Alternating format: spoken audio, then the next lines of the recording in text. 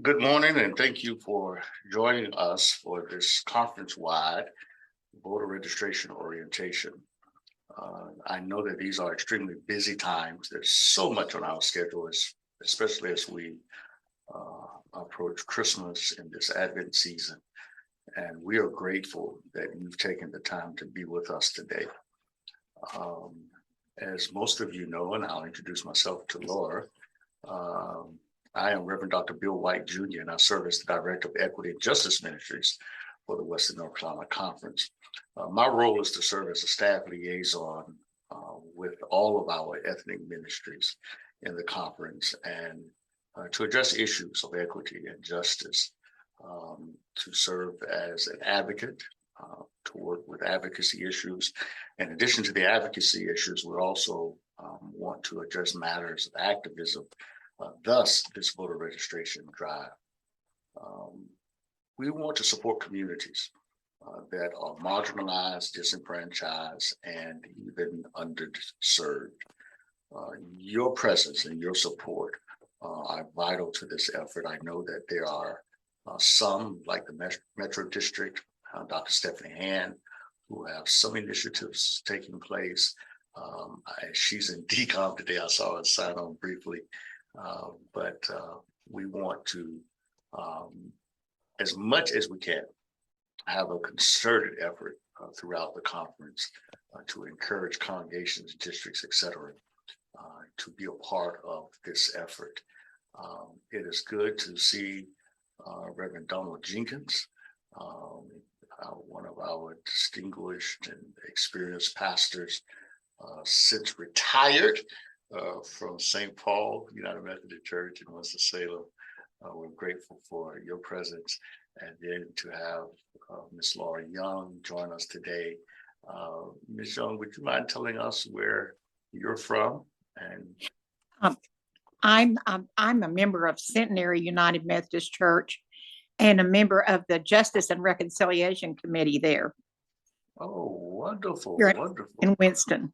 Yes, I'm familiar with Centenary. That is wonderful. So glad that you joined us and are part, and I know you'll help take this information back to Centenary and other organizations and groups that you're a part of. And we're excited and blessed to have Attorney Camille French with us today. She is leading the voter registration effort, information, advocacy, activism, all of that at St. Paul United Methodist Church in Winston-Salem. She is also an alumni of an institution where I attended several years ago. That's Wake Forest University. We're a longtime friend, she and her husband and family. And I had an opportunity to preach and worship there with the invitation of Reverend Jenkins a few months ago, and to hear her firsthand talk about the importance of voting and registering and all of that. And we asked her to come aboard and help lead this effort. I received a lot of feedback from people who were interested in this drive, had conflicts today, as I said, especially with Christmas coming up and all that, but we wanted to at least put this out there before the end of the year. And we will explore other efforts and ways to add information to our website that we are revitalizing and relaunching at the beginning of the year, so that Camille will have an opportunity to share information there through our email and even perhaps through this recording. And so we're just very happy that you're here. For those who will be watching this, Camille, if you wouldn't mind simply sharing what you plan to share. The screen is available for you to share. And I'm going to turn it over to her and look forward to this presentation. And for others who are watching this, reaching out to her through email, et cetera, and being a part of this very worthwhile effort. Thank you, Attorney French. You are welcome, and thank you, Dr. White, and good morning. Well, really good afternoon to everyone that is present. This is work that is actually near and dear to my heart. When I was young and growing up in South Carolina, I spent a lot of time with my grandmother. And it was a very small town in South Carolina, and my grandmother knew everybody, like she knew everybody across town. And there was a gentleman running for office at one point, and she was kind of like the community person. She was a community liaison. And I remember her going door to door in her neighborhood, and I would tag along behind her with a little clipboard, and I would be taking down information in terms of registering people to vote and getting the information down. I think now I kind of try to figure out, how you try to go back and figure out and pinpoint where in time, the passion was ignited. And I truly believe that's where it was, just that community canvassing and working with people and recognizing how important it is to continue to have people engaged in this work. So again, good afternoon to everyone. It's good to see you, Pastor Jenkins, and good to meet you, Laura, and of course, my fellow Demon Deacon. Always good to see you, sir. And I just thank you for the opportunity to share some of the information. I am going to come at this from the standpoint of kind of what I've done personally, but also what I've done through the context of church relationship building in St. Paul. I have to give credit where credit is due. This is an initiative that was actually spearheaded by Pastor Jenkins just before he transitioned away from St. Paul. And we came up with a plan of how do we get people engaged, because this election, this 2022 primary election, was so important and impactful.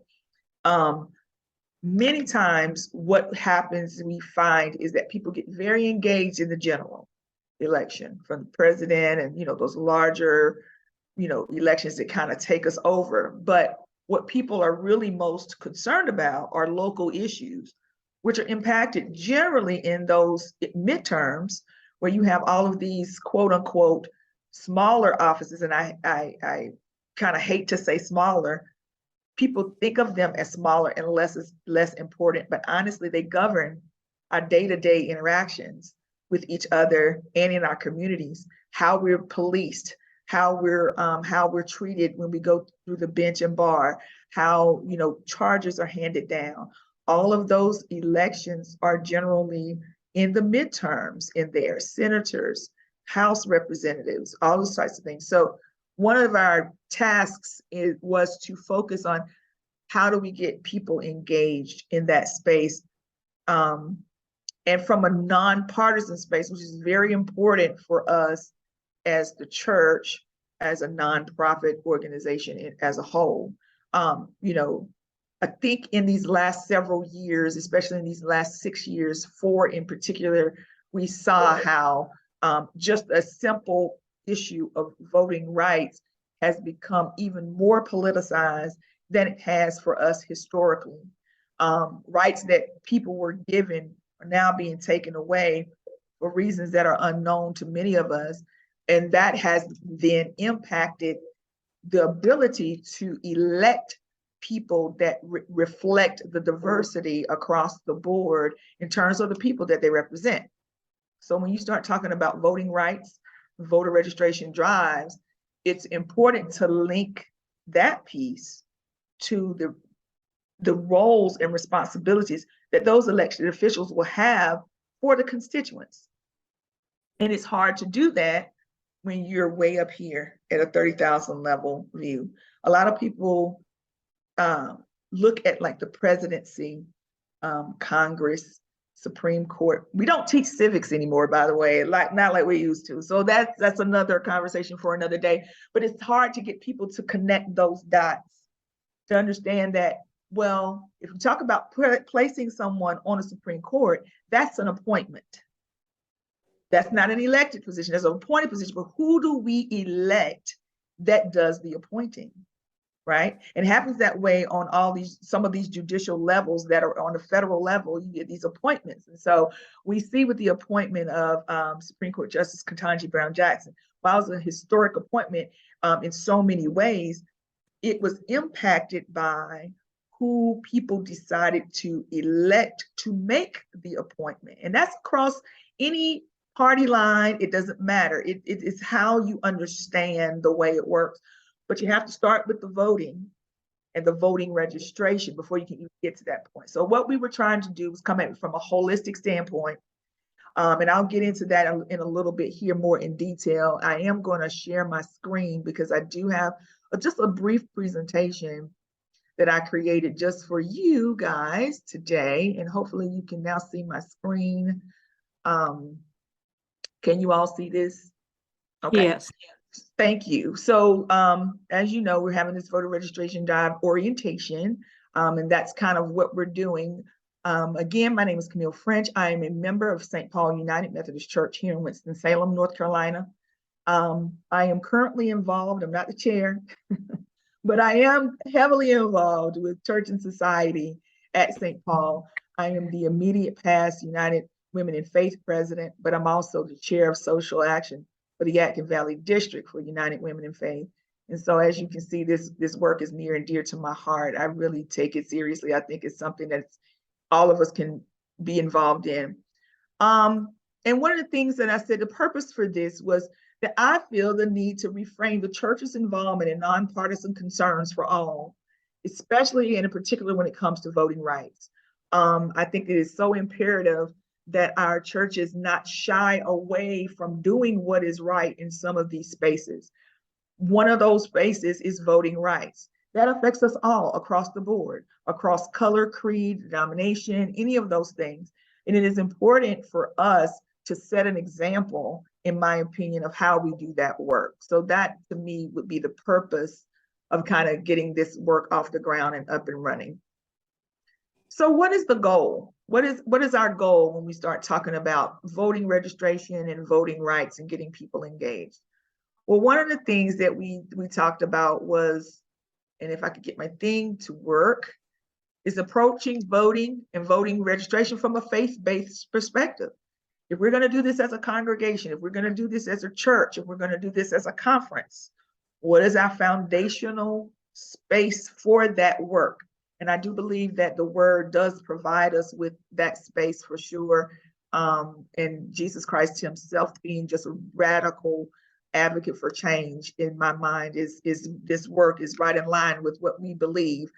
One of the other goals is to engage people where they are and not try to be in this space that's kind of nebulous, to really make sure that they understand the impact. As I was saying before, you also want to create an interest in local issues. I think when you start really hammering home for people, this bond referendum that is trying to be passed is going to affect you day to day. How is it going to affect you in 6 months? How is this school board election going to affect your children in a year? Those are the types of things that I feel when we start framing how we get people engaged, how we get them involved. Creating an interest in local issues, I think, is very, very key. And then educating your congregants as to their rights and responsibilities. Everyone should have the right to vote. Everyone should have the unrestricted right to vote. And I think as a church, as a congregation, as a conference, it is as a denomination, it is our responsibility to work in that space to ensure that all congregants have those rights. So I'm going to take us back a little bit and go into our kind of biblical and spiritual focus for a moment, just to kind of give you a point of reference for some of the things that I kind of feel and see. And one of the things I wanted to reiterate was, what does God's word say about our involvement and our responsibility? A lot of people say, well, you shouldn't mix church and politics, and that's true. To a degree, we don't mix church and state. We don't do that for the most part. However, as responsible citizens, as good Christians, we should still be concerned about our neighbors. We should still be concerned about what we are doing for the least of these. That's biblical, that's scriptural. And so we definitely need to look at it from a lens of, even though I may not agree with Dr. White, we may come at an issue from different sides, we should still make sure that each of us have the same rights to voice our opinions at the ballot box, right? So it should not be where I am trying to restrict his ability to vote. I should not be taking away his opportunities to vote. I should not be making it more difficult for him to vote. We should be making it equally as accessible for all people. And so I put two scriptures here, one from Old and one from the New Testament. Learn to do good, seek justice, rebuke the oppressor, defend the fatherless, plead for the widow. And that comes out of Isaiah chapter 1, verse 17. And then out of Romans chapter 10, verse 12, there's no distinction between Jew and Greek, for the same Lord who's over the rich is over all who call upon him. I meant to go back and say something else, but I'd have to go back to the slide now. Hold on. No, here it is. Voting comes down. Wait, no. Here we go. We are called, I feel that, personally, I feel that we are really called to do this work. And I think that one of the things that we have to do is to ensure that everyone has access and is treated fairly under the law, regardless of their personal beliefs or affiliations. And so that, I think, is very, very important. Okay, so yeah, I don't want that either. Sorry, guys. Now I'm having all kinds of technical difficulties. Now, going on to what's the goal? I think I may have covered it already. Approach voter and voting in faith-based perspective, engage people where they are, create interest in local issues, and educate congregants as to their rights and responsibilities. So now, citizen engagement.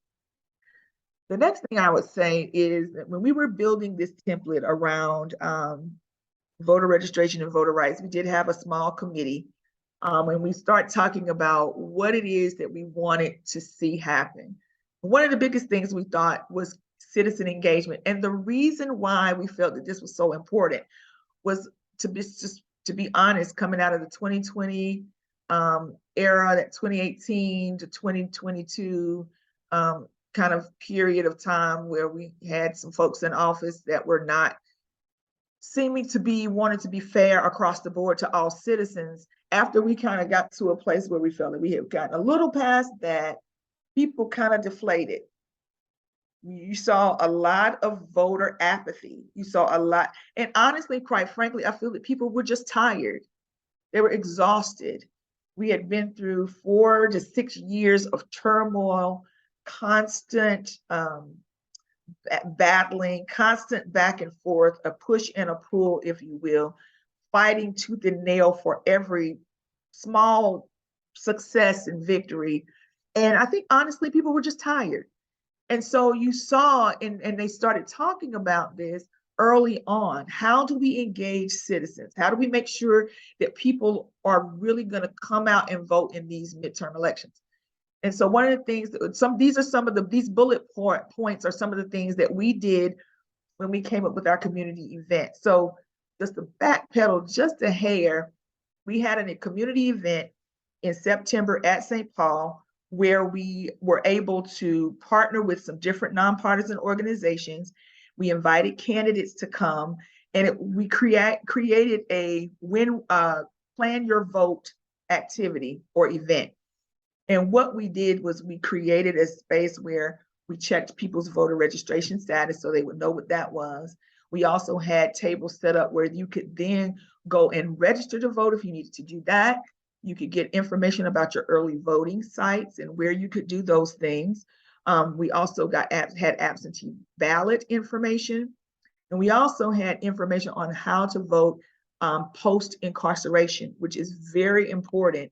I think that is a space that is pretty much untapped when it comes to, folks migrating back into society after having served their time and back becoming fruitful citizens of the community. They still should have their right to vote. And a lot of people are miseducated about that piece. And so we wanted to make sure that we touched on that specifically. We also invited in from both sides, both Democrat and Republican, as well as the independent candidates that would like to come and engage with citizens at the church to speak about their personal platforms and promote themselves in that space. So it was a great event. It was well attended. We had many representatives there from candidates there, I should say, to give us information about their platforms and kind of how they wanted to see themselves move forward. So when you start talking about citizen engagement, that's where I'm speaking from, this space of how we crafted that event. And this was one of the main things that we looked at was how do we get people engaged from a pretty much a grassroots space. We've seen the results of a grassroots campaign from the 2008 elections and re-election of President Obama that had not been done before. It really would that, and so what that tells you is that people respond to other people, and they respond when they're in space and in community with others, and they recognize that people are hearing them and listening to their concerns. So that is the very first thing. Know the concerns of your congregation and of your community.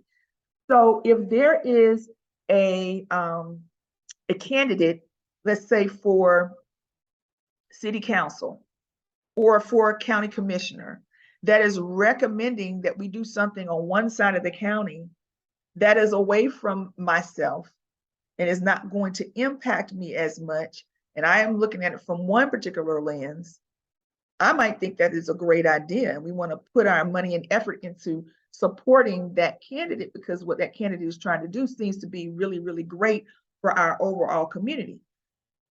But if Laura lives over there and she has decided this is horrible for our community, I've been living in this community for 25 years, and if you bring this here, this is how it is going to impact us on a daily basis, and these are the long-term effects.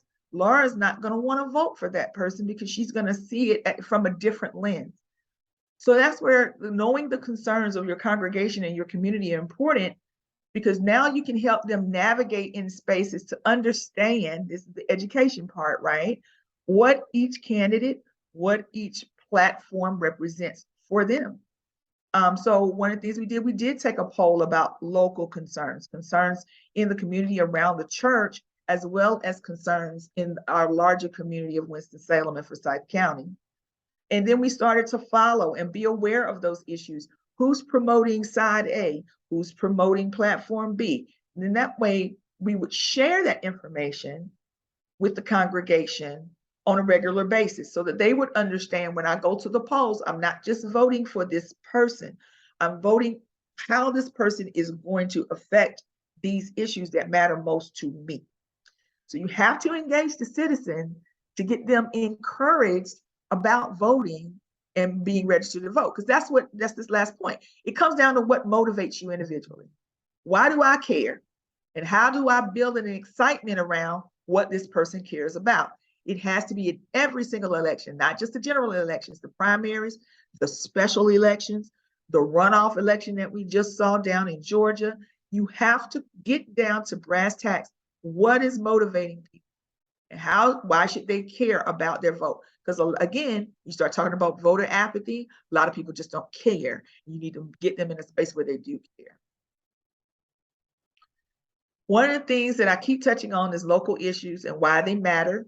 And here I've put that people get more engaged and involved around interests that they feel affect them, even if they don't fully understand those issues. So one of the big topics that we've seen that has taken place over the last 10 years or so on a national scale that has a trickle-down effect to the local level is healthcare.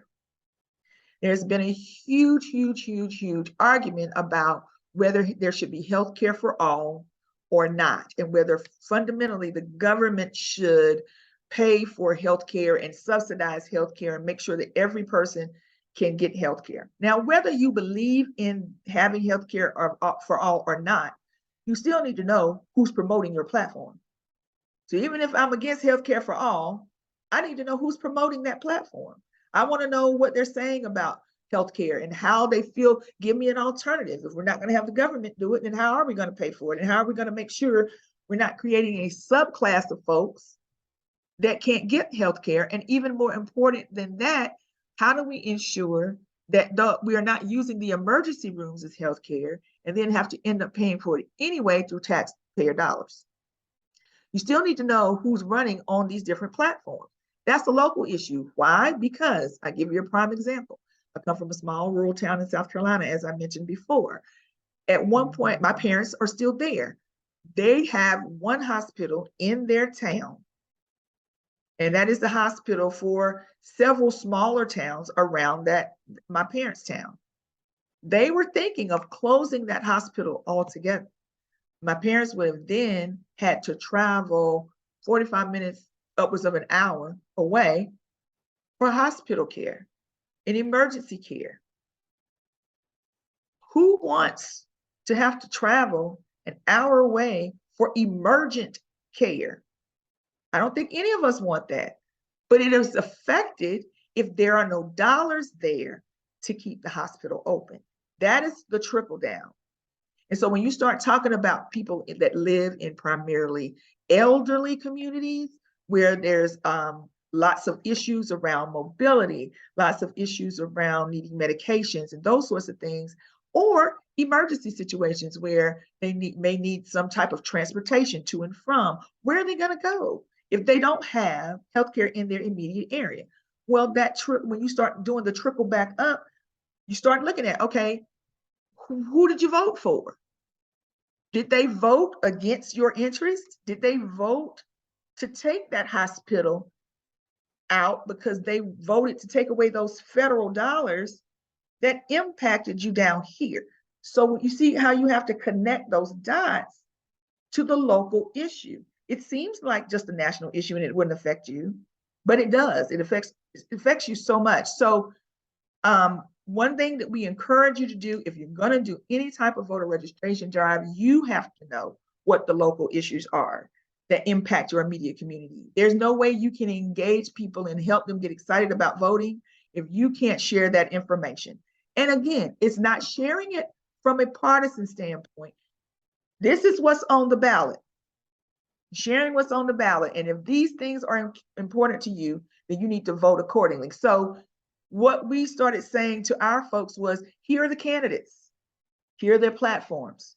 It doesn't matter which side of the fence they're on. Here are all the candidates, and here are all their platforms. And now, if education is important to you, figure out which of these candidates is running on the platform that is important to you and vote that candidate. If it's healthcare, the same. If it's crime, education, jobs, all these hot button topics that we have floating around out here. You have to be educated and stop allowing the soundbite, the TikTok video, the Facebook post, the Instagram post to be your news. We have to start now getting re-engaged and not taking the 5-second, 10-second, 30-second blip of a larger conversation and allowing that to frame the way that we interact with each other and how we frame these issues. And this part, can't stress enough, educate, educate, educate. One of the things that we realize is that congregants don't want to know what they don't know from people that they trust, because they're going to have questions and they want you to either have the answers, or they're either going to want you to be able to say, I don't have the answer, but here's someone that does have the answers. So you have to educate yourself about the issues and what's going on so that you can educate other folks. So that's why this education piece is so important. We don't, again, teach civics anymore. So that's why this bullet is in all caps. Know how government actually works. It's very important.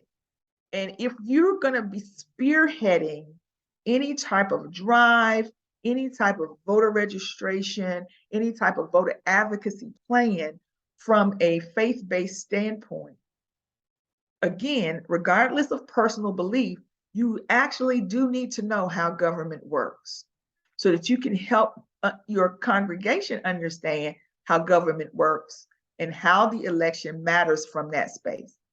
So one of the things that we did is that we did attend these local candidate forums. So right at the beginning of the primaries, and really months before, they had a session at our public library here in Winston-Salem.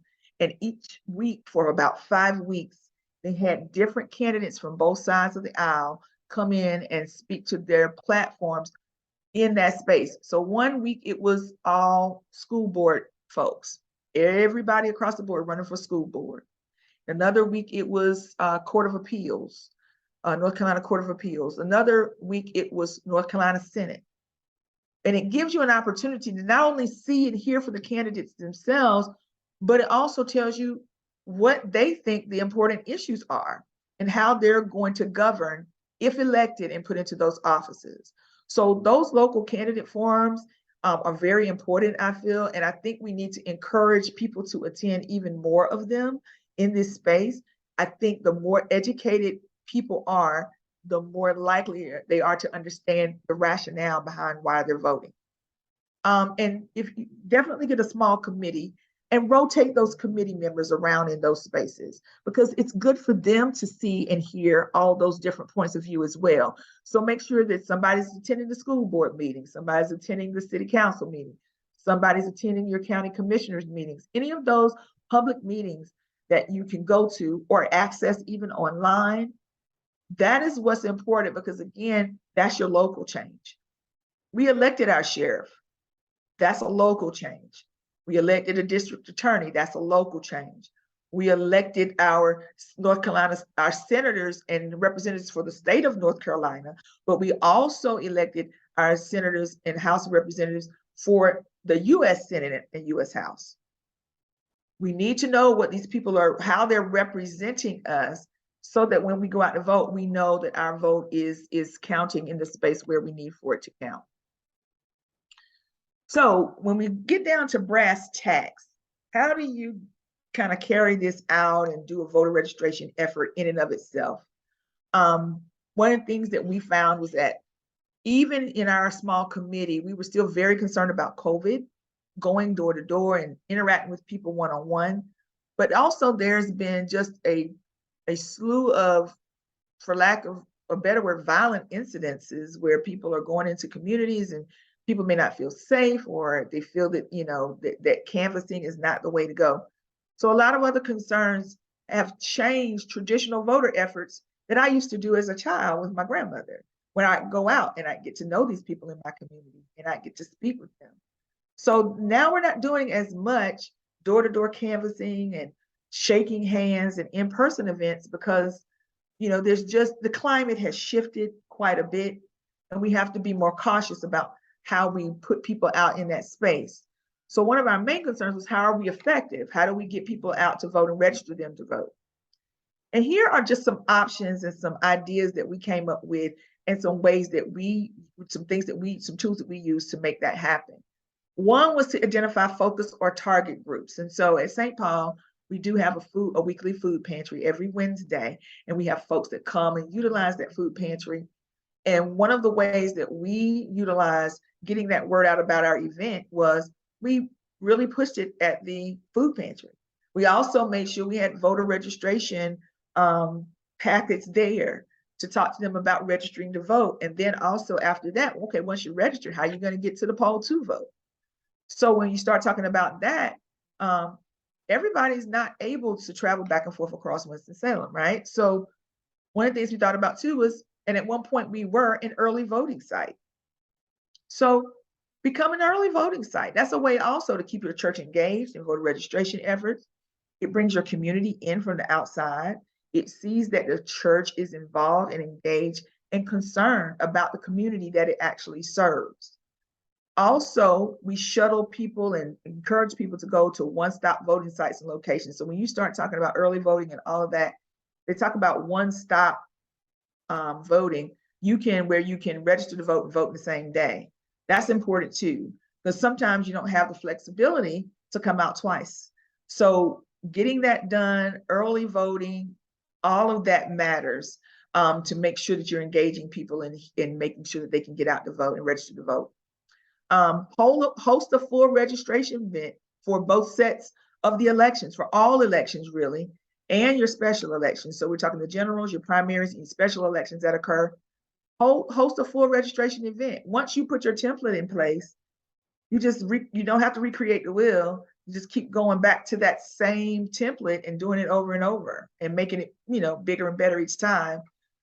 Partner with other unaffiliated, partisan organizations. I can't stress that enough, because they have funding and resources that we just don't have. And it was wonderful. We have partnered with Democracy NC in the past. We have a wonderful representative in Linda Sutton who keeps her finger on the pulse of what's going on, especially what's going on in Raleigh and in DC with respect to gerrymandering, the redrawing of the district lines, voting, which sites are opening, which sites are closing in different communities, all of those different things. And she's a great, great, great resource. But there's other unaffiliated, nonpartisan organizations that you can partner with as well. And the reason I say that is because they have all of these tools that are specifically targeted, especially for churches and congregations. How do we become engaged? How can we help you get the word out to vote? Because you think about it, every Sunday morning at 10 o'clock or 11 o'clock, there's a large gathering of voters or potential registered voters that you can tap into to make and affect change. You start thinking about focus and target groups. Your church is a focus group. It is a target group. And that's what these nonpartisan organizations are looking for. They're looking for large bodies of people. So we already come to the table with one of the criteria already checked off in a box. And so that last bullet is so important. Don't recreate the wheel, because they already have the wheel and the template created in to a degree. All we have to do is craft the box around it and use our people to help facilitate what they've already put in place. So you don't have to, again, work smarter, not harder. Let them help you put it all together. So you got your spiritual foundation, you've engaged your community, you've educated your people, you've targeted your focus groups. Now what do? How do you kind of hit the ground running? Well, one of the very first things we did was set up the training with the nonpartisan group. Like I just said, we worked with Democracy NC. We've also worked before with When We All Vote. There are plenty of organizations out there doing this work. And invite other churches to participate, because then you create a network of churches that are doing this same work, and you're tapping into those resources as well, and you're tapping into people who really are doing this work. They can provide training on getting people registered to vote as well. So you're not just doing it in your small little bubble. You want that bubble to grow and grow and grow. So invite other people in to work with you for a larger effort in the community. And I think we've done some work with Centenary in that regard, in terms of working with them, talking with them about voter registration efforts. And when we did our training, folks from Centenary joined us in our training at St. Paul. Promote your early voting and absentee ballot voting. Everyone just can't vote on election day. They just can't. Why that is a point that people don't understand, I'm not really sure. Some jobs are more flexible than others. I can leave my job and take my hour lunch and go vote. I can do that. Some people don't have that luxury because of the type of work that they do. And so we need to be able to allow people to vote on Saturdays and Sundays. We need to be able to keep polls open so that people can get there after work if they are able to vote on election day or have to wait to vote on election day. Again, this is not about making it harder to vote. And so that's why early voting, absentee ballot voting is so important in that space. And then remind people to attend any informational sessions or candidate forums to help them stay informed and engaged in the process. So just as a quick timeline of what we did, we met, we kind of outlined where we wanted to go with our voter registration efforts. We got our training done so that we could start understanding the space in which we could operate. We then invited other churches to work with us. You know, maybe they don't come and work our event. Maybe we don't go and work their event, but we're working in tandem in this larger Winston-Salem community toward the same goal. We're trying to get people informed. We're trying to educate.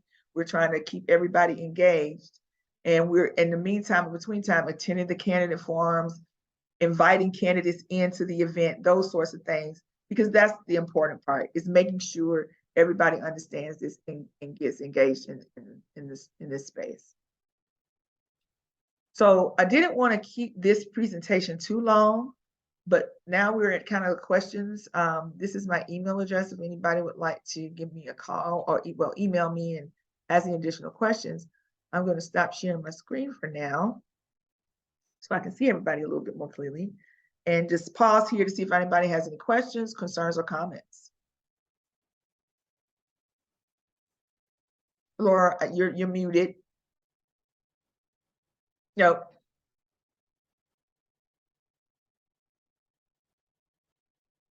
No, ma'am. You can try to, yeah.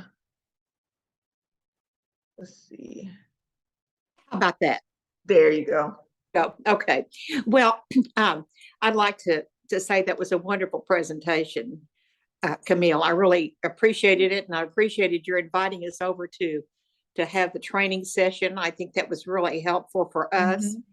Of course, um, our target audience sometimes at our church is different, as you can imagine. And so, one of the things that I found frustrating was trying to get the congregants of our church to understand that this is not a political thing. It was not a partisan um, thing that we were trying to do. That's been really hard for our Justice and Reconciliation Committee to say. This is not about Republican or Democrat or, independent. It's not. And so that's made it tough for us to do. But what we did do, and we did go out and we have a Love Thy Neighbor every first of every month where we feed the homeless. And so we set up tables and we registered any of those that weren't registered. And I'm happy to say that a lot of them were registered. Good. And so, which I was really glad to hear. And so we did that. And then we went to cities with dwellings and we registered there, and the Samaritan Inn. And then to let's see, we went to Crystal Towers, and anybody that now there weren't very many, but there were a few that were not registered and that came, and we did register. So I felt, any vote's a great vote, and the fact that they were interested enough to do it. And then we offered a bus from cities with dwellings the last early voting day, that anybody that wanted to come, we would take them to the polls. And we did. And we didn't have very many, but we had some. Right. But, I think what we did was just reach out. Our committee just reached out to the community, because it seems to us that we weren't having much luck with our members, because they were pretty much all, we offered voter registration to them too, but it seems like they were all registered. So you can see the difference that we have, the problems that we have there. Right. So anyway, but thank you for your presentation. I really enjoyed it, and I took some notes. Yes, ma'am. You're very welcome. And yeah, we were so that's kind of what I was touching on in the beginning. It has become so contentious and it has become so politicized that people are missing the mark when it comes to the importance of voting in general. Exactly. And because of the politicization of it, it becomes, if you want to help people vote, that represents one space. And if you're in favor of not helping people vote or restricting voting activities, that is in another space, which technically is probably true. However, that doesn't mean that from a standpoint of what we are doing, that is not still nonpartisan. Again, when you come back down to it, everyone across the board should have the right to vote. Sure. And it should have the right to vote equally and with equity. And, I'm not gonna get into the difference between equality and equity, but it's a huge difference, right? And I wish I had thought to bring the slide that shows the difference between equity and equality from the standpoint of these three children looking over the fence, right? So you see the three children, 1, 2, 3, right? There's a fence. Of course, the tallest child can see over the fence. The next tallest child just barely can see. And of course, the shortest child can't see, right? Yeah. Equality is giving them all the same size box. Exactly. If you give them all the same size box, even the shorter child still may not get to where the taller child is, because the taller child is already tall. So now you've given the taller child even larger advantage, even though you've given them the same size box. Equity is giving them different size boxes so they can all stand at the same height. Right. They can all see the same vantage point. They can all get the same resources. They can all see the same things. So I really hate that I can't, if I can, find the visual, I'll send it to Dr. White and he can share it out with this presentation. That's the difference between equity and equality. Yes, everybody has the equal box, but it doesn't necessarily mean that they're going to also still have the same opportunities on the other end. You sometimes have to adjust that box to make sure that everybody's going to be treated the same. And Well, that's the point that we need to get across to folks when they're talking about voting and not wanting to engage in that space. exactly. And I think education, like you were mentioning, is such the key. And I wanted so badly to have the candidates like you all had, so that everybody could see all the candidates and make a decision, because a lot of times people don't know who they're voting for. They just Right, are voting. So if we could have just had that, but that wasn't going to happen at our church for some reason, at least right now, but I'm not giving up. right. Can't give up hope. So that would be my thing, is to continue to just, like you say, educate people and provide them. Like when I provided this hospitalization example, I think I was at a district meeting, and it was very quiet in the room at first when I was talking about voting and voting rights and how that is to be approached, and approaching it from a nonpartisan standpoint. But once I touched on that healthcare issue, it hit home with a lot of people. And it was like, yes, I had the same issue, and I live here, and this is kind of how it impacted me in my community. And oh, my elderly aunt had a similar situation, and this is kind of how they. So when you start talking about personal relationship and how those issues are affecting you personally, then that becomes a totally different conversation. And I really would hope that we can move beyond the politics of it to the equity of it, and and the acceptance of the results of elections. At the end of the day, if my candidate doesn't win, my candidate doesn't win. One person got more votes than the other, and it can't be it's a fair election when it goes my way, but it's an unfair election when I lost. Exactly. That's something I teach my children. That's not the way the world works. If you lost, you just lost. It's not your fight for today. We'll fight again another day. But we have to accept the results of the democracy that we're in. If we're not willing to do that, then we're not really in a democracy. We're in something else altogether. And so, again, helping people to understand voting matters, equity in voting matters, and we should be at the forefront of creating that equity. Attorney French, I want to thank you for a very thorough and excellent presentation. I mean, this was outstanding. I appreciate all of the points that you made. I had an opportunity to speak at the National Prison Summit to address them. And one of the things I said was that we have to be sure to vote in all of our elections and not just the general election. And so the points you made are outstanding, from the education perspective, emphasizing that, the process, the issues, the candidates, all of that, so that we're informed. You used a phrase with me a few weeks ago when we talked, and you said, we're not trying to recreate the wheel, but I can't exactly remember how you said that last part about taking the information to the people or bringing the people together to receive the information. How did you remember how you said that? I cannot remember, but I remember saying that. You were like, "Oh, that's great," and I thought I wrote it down somewhere. Yes. And in my notes, and I have to go back and see if Yes. I can find that. But you're exactly right. My focus and our goal here was to create, a space where we can bring the information to the people. Yes. Yeah, Yes. the information and the resources to the people. And I had a catchy phrase too, and I can't remember what it was. We're going to But if find I that. can find it, I'll send it back to you. We'll find it. I'll look for it in my notes, but that could be our theme, because as you said, Yeah. there are organizations out there who already have the model, the blueprint for us to follow. We don't have to create that, but make sure that they get that information and they'll be able to share it with others. Yes.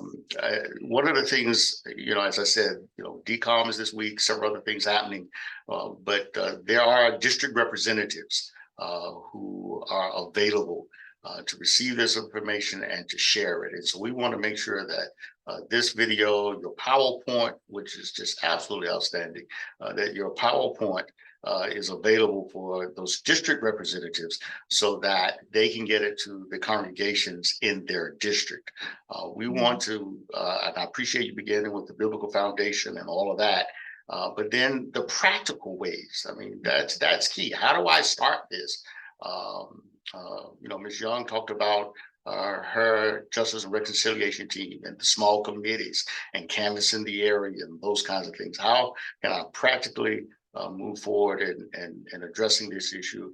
Appreciate your coverage of the difference between equality and equity, all of that. So we're going to, as I said, we're redoing our webpage, which will launch at the beginning of the year. We want to include this information, the graphics, PowerPoint, video, all of that, any other information, your email address. I appreciate you sharing that. So those of you who are watching this, if you know of others who are interested and willing to work with this effort, this is conference-wide, and this isn't a one-time thing. This isn't just, something we're doing, now, but this is something that will be perpetual and will continue. Hopefully it will grow and have the kind of impact that we need to have to address all of the various social and spiritual needs within our community. You talked about healthcare, making it practical. How does this affect me and my family and my community? And it does in so many other ways. So again, so very thankful to you. Our focus is rallying resources and creating community around voter registration, using our congregations as a faith-based foundation to educate and engage voters, to educate friends. And that's what I found. Yes, that's what I found. That's it.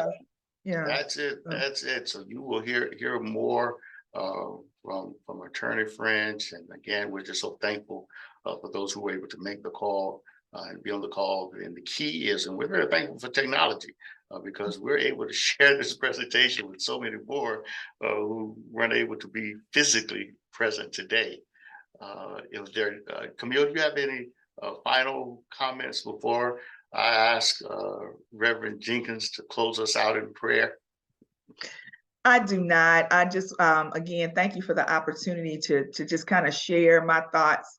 I want to send a special shout out to our Church and Society Committee at church at St. Paul. They did an amazing job in getting engaged, and hopefully they can join a future meeting or whatever and share their thoughts and concerns, like how we kind of came together with this. And we're going to debrief and figure out what worked, what didn't, and regroup and figure out how we do it for the next time, because elections are not going to stop. We have to continue to stay focused. And so I'm committed to the fight, continue to move it forward, and we'll see how we can keep moving forward together.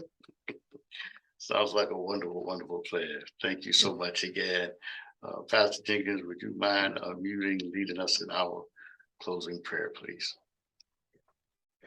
Gracious God, be with us as we seek to do your work in this world, the work of justice. We thank you for the information that we've received today and for the vision. And we thank you for those who are actively involved in the areas of justice and seeking to make life better, not just for some, but for all. But guide us in the direction that we should go. Give us courage to do what needs to be done. Give us wisdom so that we may select the right processes. Now, give to us a great day today, that we may serve you, perhaps in new ways. In Jesus' name, amen. Amen. Thank you, friends, both present and those who are watching virtually. The Lord be with you until we meet again. Also, amen. Thank you very much. Thank you. Blessings to you all. You as well. Thank you. Great to see you, Camille.